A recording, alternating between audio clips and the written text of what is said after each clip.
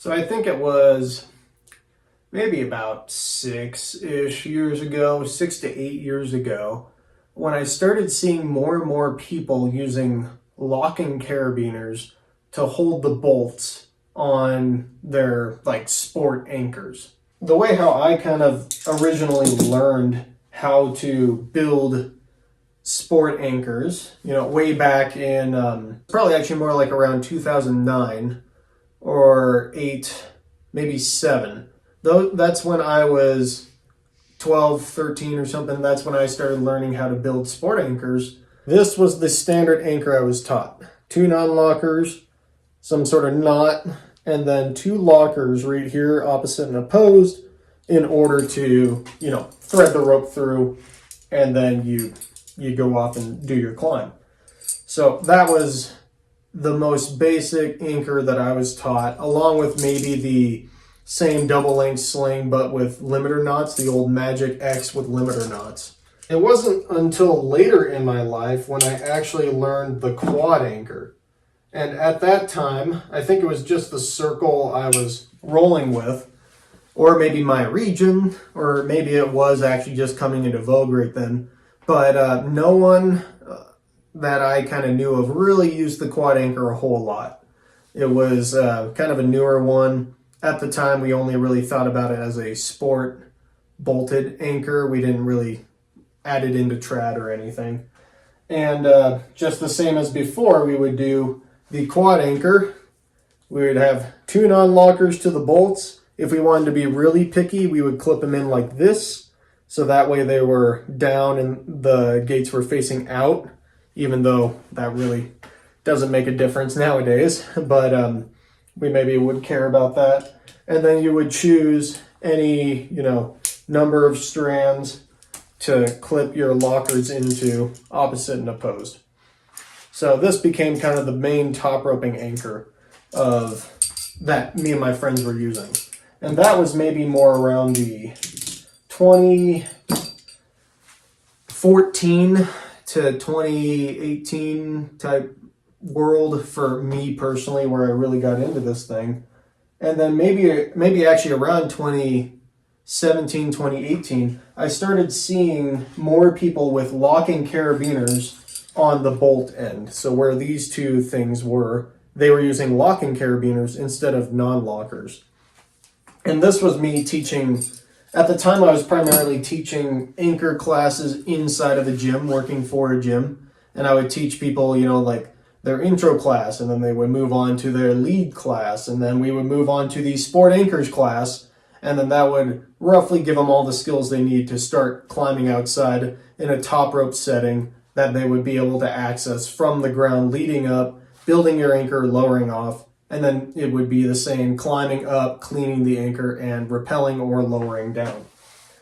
And so people would come into that class, or afterwards they would buy all their own materials, and I would often see this sort of setup with some sort of quad anchor, or with the pre-equalized anchor only with lockers like this. Or sometimes they would use, a big pair locker just to hold the anchor to the bolt. And now, at this point in time, 2024, we're getting just more of that setup all floating around. People are publishing videos, publishing books or articles where they say you have to have 4 lockers, and that would be the 2 on the bolts and then the 2 for the rope. Is that really a bad thing to have 4 lockers in the system? No, it's not. Is it a little overkill? You can make the argument, yes. Where did this whole idea of having lockers at every point become a thing, right? And so just to talk a little bit about the thought process behind where we even add lockers in. If you go back, I've said this in a bunch of other videos, actually go onto YouTube and Google John Long how to rock climb. And that is a great example of how climbing was done back in 1986 or whatever. I forget the year that they filmed that, but it was sometime in the 80s. And John does a great job showing you the techniques of the day. Not techniques that we use now. And you can see how little lockers they actually use. for clipping into an anchor with they would use a figure eight on a bight. Back in that day, the clove hitch hadn't made its way to America, and they would use two non-lockers opposite and opposed, which of course equals one locker. And so if you think about our systems nowadays, we use one locker to clip ourselves into the anchor. So that logic is actually completely the same. Only we use a locker instead of a non-locker. It's a bit cleaner. It's less gear. And then the only time they would really use a locking carabiner was on an ATC for belaying or a stitch plate, and for rappelling. And they would actually, in the video, they switch out their stitch plate for a figure eight descending ring because it's, it's back in the 80s. So why did they use a locker there, but not a locker in any other point of the system? You even see people just clipping in clove hitched to non-lockers during that time as well. And how did the thought process evolve from the 80s all the way to modern day practices? Basically, what we've agreed on more or less is that a locker is at a critical point. So if you're belaying with that locker and it's connected to a gree-gree, that point, if that carabiner came unclipped from the gree-gree, then you would have catastrophic failure. Like if the climber fell, there's no way you catch them and they can get seriously injured or die. So that's the threshold right there. If that carabiner comes open, is someone going to get seriously injured or die? So if I'm connected to my anchor in a multi-pitch setting and I have my one carabiner and that's the only thing that's holding me to the rock, then I'm going to use a locking carabiner and make sure that's locked. Just like anything in climbing, there are some exceptions to this. Taking that hole from the ATC or the rappel going through your device, locker for that, because if that goes undone, that's catastrophic. Locker for clipping into the anchor. Your personal anchor, clipping into the anchor also. If that thing comes undone, then you're going to go a ways. So we've applied that to everything. And then also, same deal with glacier travel to an even further extent, or the master point of the top rope anchor to a further extent, where we use two lockers, opposite and opposed, so that way if one of the lockers comes undone, like this for example, this happens all the time, and then the vibrations can make the locker come undone, we still have a full locker in the system. So the reason why we use two lockers in some points, like a top rope anchor, is because we may not be there to watch the carabiners if they come unlocked. If we're in a multi-pitch setting and I have my carabiner right here at the anchor and it comes unlocked a little bit from vibrations or whatever, I can just lock it again. And it'll happen rappelling too. Sometimes newer carabiners, these ones used to be really bad for it, would actually rattle open on you and it would come unlocked halfway down the rappel. There is a little bit of, if that's a possibility, why don't we add in another carabiner, So that's where we get the whole two lockers at the master point thing, is if the possibility of one of these coming open. And the same thing applies for glacier travel, if you're clipped into the middle of the rope glacier travel. So if we're using a quad anchor for our top rope system, and I have two anchors here, or two bolts with two carabiners. Both the bolts are really good. And one of these just happens to come undone for whatever reason. I have another bolt backing it up. That's the whole point of anchors, right? Is that redundancy aspect. So if we have redundancy built into the system, why would we add in a locker, which gives us the extra safety of no redundancy? Why would we add in the extra locker in there? Because of the possibility of that coming unclipped. Because if this carabiner fails, you have the other one backing you up, right?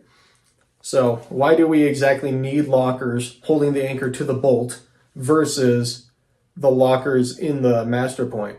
Another thing about this is the likelihood of the carabiner coming open, because it varies on the situation. So my logical process here is, if I have the carabiners, maybe they're like this actually, and then the rock is pushing up against the gate here, so it's causing it to open.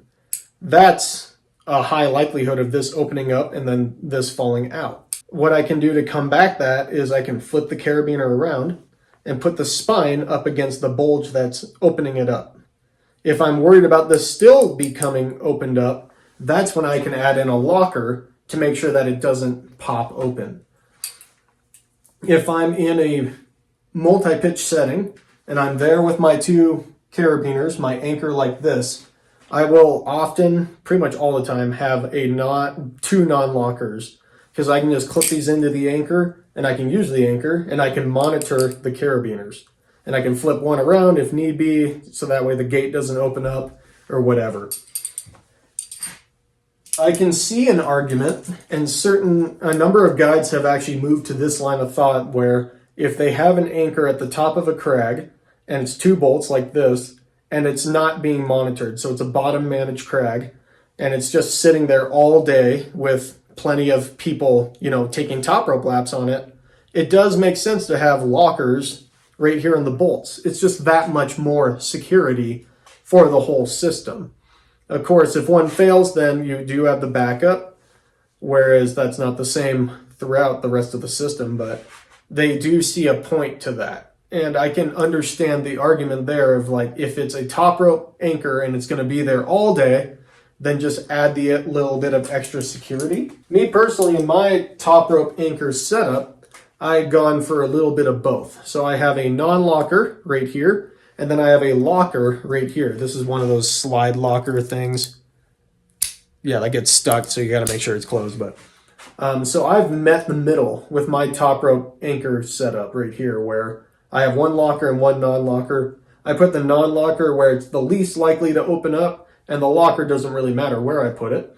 But yeah, I will definitely put two bolted anchors like this way, oriented this way, whatever way kind of helps to keep them from getting messed up. And then I just have, I personally have just a bunch of 7mm cord right there. To wrap up this video, this talking point here, it's not at all bad to have lockers on all your points, but think a bit harder about where you're employing these lockers throughout your whole system. If you're just top rope climbing, you can bring a million lockers and it's not a problem. But if you're using two lockers for your anchor right here, and then you have a locker for your belay, two lockers for your ATC and one for you, then that's all 5 of your lockers. You could be really hosed if you have some sort of, not even an emergency situation, just some sort of strange situation where you need to use locking carabiners. So if you're going to bring 2 lockers for both of your anchor kits, you better have more than 3 spare lockers on your harness. So if you're going to use lockers on these points, get some super lightweight, small little paperclip guys like this, or my Idelred slider locker, just to help save on weight. This thing weighs about as much as a slightly heavier carabiner. And just know that you won't be able to use them for anything else other than holding your anchor to the rock. So I can, this carabiner just lives with my anchor kit. And I don't use it for anything else other than anchoring the rope to the wall. And then on my harness, I still have at least 5 standard lockers just for doing whatever with. And that'll depend on if I'm multi-pitching or if I'm single pitching. That I may have a little bit less lockers, but just know that you can't use those lockers for anything else other than your anchor because they are trapped in the system. So it may be a bit more gear efficient to use non-lockers, or at least one non-locker in that anchor, or just bring extra carabiners. It may just not matter if you're not in the alpine deep in the mountains. If you're just at Joshua Tree setting up top ropes, it really doesn't matter. This conversation isn't to say to do this or that. It's just to sort of get people thinking about what you can do with your equipment and some logic behind why we're doing this thing now. I don't really see as many people. It seems to be more regional, actually, with the whole lockers on the bolts versus non-lockers on the bolts. But It's definitely something people focus on. I think they kind of focus on it a little too much because it doesn't matter most of the time. The whole point of the video is just to get people thinking. Comment below if you have a reason for doing whatever. I'd love to read them actually. If you want to help support my channel, I have a Patreon. You can also subscribe and thumbs up. Mostly subscribe to my channel. If you want me to make any videos about certain topics, I can do that. So leave a comment about that, and I'll see you guys in the next one. Down here for this part. Just on the, Yeah, go for it.